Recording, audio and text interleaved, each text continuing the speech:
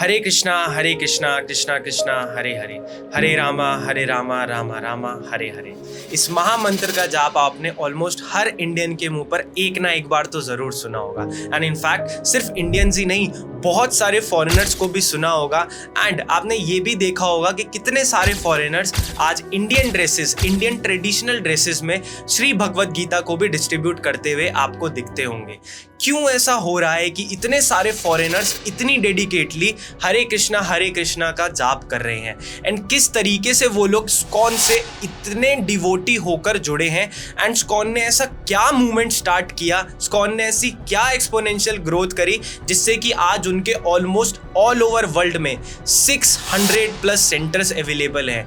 And उनके इतने सारे बिजनेस मॉडल्स अवेलेबल हैं जिसके थ्रू वो पूरे वर्ल्ड में श्री कृष्ण जी की टीचिंग को पहुंचा रहे हैं। तो इस वीडियो में हम लोग ऑलमोस्ट सारे सेगमेंट्स को डिस्कस करने वाले हैं, किस तरीके से स्कॉन ने एक स्मॉल सा मूवमेंट स्टार्ट किया था एंड आज वो इतने बड़े लेवल पर पहुंच गया है कि ऑलमोस्ट पूरा वर्ल्ड, इतने सारे फॉरेनर्स, इतने सारे लोग डेडिकेटली हर दिन ट्राई कर रहे हैं कि श्री कृष्ण जी की टीचिंग को ऑलमोस्ट पूरे वर्ल्ड में और अग्रेसिवली पहुंचाया जा सके। इसलिए आज आप देखते भी होंगे कि स्कॉन से जुड़े 3 साल के बच्चे से लेकर ऑलमोस्ट एक एडल्ट तक हर कोई पर्सन हरे कृष्णा मूवमेंट का हिस्सा है। तो ये मूवमेंट है क्या? स्कॉन कब स्टार्ट हुआ? स्कॉन ने इस मूवमेंट के थ्रू आज इतना बड़ा एम्पायर क्रिएट कैसे करा? एंड किस तरीके से आज वो लोग इतने सारे लोगों को हेल्प कर पा रहे हैं एंड रेगुलर बेसिस पर अपने आप को ग्रो कर पा रहे हैं एंड अपने न्यू सेंटर्स को रेगुलर बेसिस पर ओपन कर पा रहे हैं। इस वीडियो में हम लोग इन्हीं कृष्ण भक्तों के बारे में जानने वाले हैं।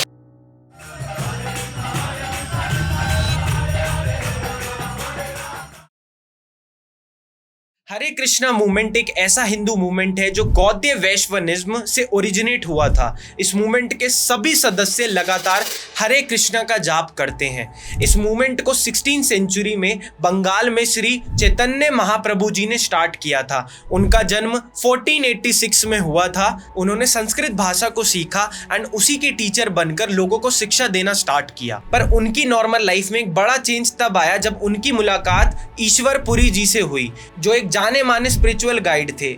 ईश्वरपुरी जी ने उन्होंने भगवान श्री कृष्ण की महिमा और उनकी टीचिंग के बारे में डीपली बताया। उसके बाद भगवान श्री कृष्ण के प्रति उनकी प्यार और भक्ति इतनी गहरी हो गई कि 25 साल की उम्र में ही उन्होंने अपनी सारी चीजों से संन्यास ले लिया। इसके बाद उन्होंने अपना ध्यान पूरी तरह श्री कृष्ण भक्ति में ही लगाया और अपनी टीचिंग से लोगों को इंस्पायर करना शुरू किया।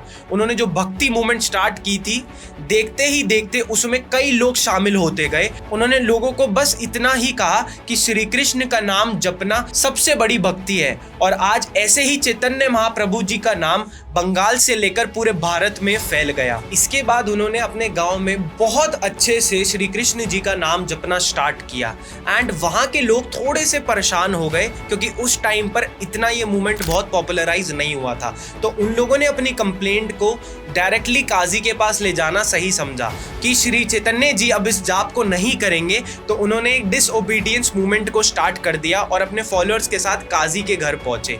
जब काजी के घर पहुंचे तो वैदिक और कुरान शास्त्रों पर उन्होंने विचार विमर्श करे, जिसके बाद काजी भी खुद श्री कृष्ण जी के भक्त बन गए एंड उनके मूवमेंट को सपोर्ट करना स्टार्ट कर दिया। श्री चैतन्य महाप्रभु जी का मानना यह था कि कोई भी पर्सन अगर भगवान से रिलेटेड कुछ भी जानना चाहता है तो वो इस मूवमेंट का हिस्सा बन सकता है। इसी के चलते मूवमेंट को थोड़ी सी पॉपुलैरिटी मिलनी स्टार्ट हो गई। उसी टाइम पर चैतन्य महाप्रभु जी के इस मूवमेंट को सपोर्ट करने के लिए एक जाने माने लीडर ने भी अपनी आवाज उठाई, जिनको आज हम स्वामी प्रभुपाद जी के नाम से जानते हैं, जिनका असली नाम अभय चरण दे था। उन्होंने अपने गुरु के संदेश को दुनिया भर में फैलाने का काम अपने हाथ में लिया। 1944 में उन्होंने बैक टू गॉड हेड नाम की एक मंथली मैगजीन को स्टार्ट किया जो आज भी पब्लिश होती है। इसका पर्पस वैदिक टीचिंग और हरे कृष्णा मूवमेंट को सपोर्ट करना था। 1965 में जब अमेरिका में लोग सिर्फ नौकरी की तलाश में घूम रहे थे, तब स्वामी प्रभुपाद जी ने अमेरिका का रुख किया। अपने गुरु की शिक्षा को लोगों तक पहुंचाने के लिए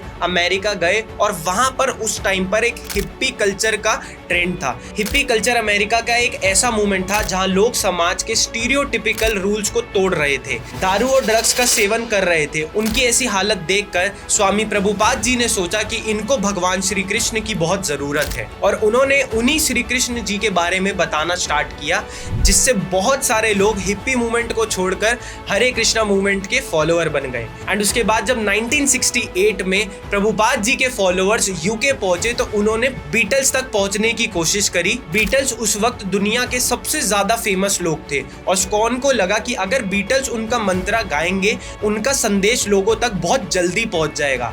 फाइनली जॉर्ज हरिसन, बीटल्स के एक मेंबर, उनसे मिले, हरे कृष्णा मंत्र का एक गाना लिखा जो रिलीज होते ही 70,000 कॉपीज बिक भी गई।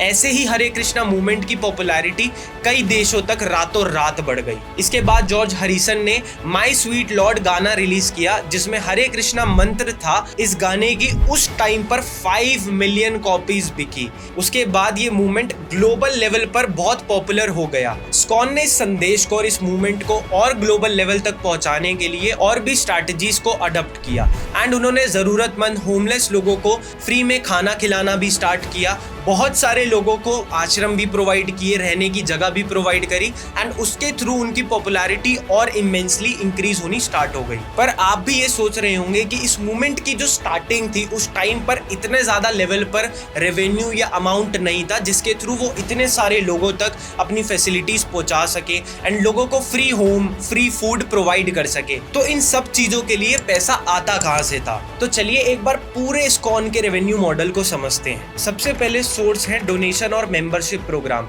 स्कॉन के दुनिया भर में डिफोटीज एंड वेल विशर्स है जो उनको रेगुलर बेसिस पर डोनेशंस प्रोवाइड करते हैं। इनका एक स्ट्रक्चर्ड मेंबरशिप प्रोग्राम भी है जहां पर रेगुलर कंट्रीब्यूशंस दिए जाते हैं।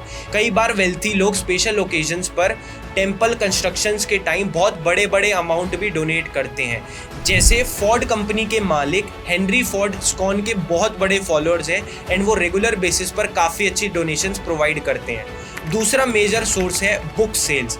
स्कॉन दुनिया भर में वैदिक लिटरेचर, स्पेशली श्री भगवद गीता के लिए जाना जाते हैं। श्री प्रभुपाद जी की लिखी हुई श्री भगवद गीता जी स्कॉन का एक मेजर रेवेन्यू सोर्स है जिसको उनके वॉलंटियर्स, डिवोटीज हर जगह पर डिस्ट्रीब्यूट करते रहते हैं। फिर आते हैं टेम्पल कलेक्शन। स्कॉन के टेम्पल्स में हर साल मिलियंस ऑफ विजिटर्स आते हैं, डिवोटीज आते हैं। इन टेम्पल्स में डोनेशंस बॉक्सेस रखे होते हैं जहां लोग अपनी इच्छा से पैसे डालते हैं। फेस्टिवल्स, रिचुअल्स और स्पेशल इवेंट्स के दौरान स्पॉन्सरशिप्स और डोनेशंस और भी ज़्यादा बढ़ जाते हैं। फेस्टिवल्स और इवेंट्स भी एक बहुत बड़ा सोर्स है।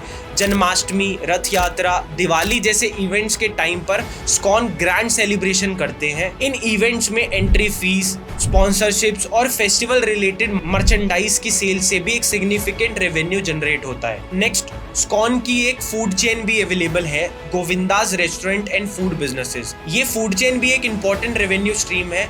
ये वेजिटेरियन और वीगन रेस्टोरेंट दुनिया भर के शहरों में लोकेटेड है। इन रेस्टोरेंट्स के थ्रू स्कॉन अपनी आइडियोलॉजी प्रमोट करता है। Next, cultural and educational programs भी मोनेटाइज होते हैं। ISKCON yoga classes, meditation workshops और स्पिरिचुअल कोचिंग के सेशंस भी प्रोवाइड करते हैं। प्रॉपर्टीज एंड रियल एस्टेट भी एक बहुत बड़ा फैक्टर है। स्कॉन के पास कई प्राइम लोकेशंस पर प्रॉपर्टीज है जिसके थ्रू वो रेंट और लीज के भी अमाउंट के थ्रू रेवेन्यू जनरेट करते हैं। Next, fund raising campaigns. ISKCON के वर्ल्ड वाइड बहुत सारे फॉलोअर्स हैं, तो जैसे ही कोई नया टेम्पल बनाना शुरू होता है या फूड रिलीफ प्रोग्राम रन होते हैं या एजुकेशनल इंस्टीट्यूट स्टेब्लिश करने हो तो स्कॉन ग्लोबल लेवल पर भी फंड रेज करता है। इनके अलावा स्कॉन डिवोशनल मर्चेंडाइज भी सेल करते हैं, जैसे ज्वेलरीज, क्लोथ्स, स्पिरिचुअल एसेसरीज, बहुत सारे ऐसे प्रोडक्ट्स जो रेगुलर बेसिस पर आपको उनके टेम्पल्स के नियर बाय में सिचुएटेड मिलते होंगे। Lastly, agriculture and cow protection projects से भी काफ़ी इनकम जनरेट होती है। स्कॉन के कई फार्म्स, गौशाला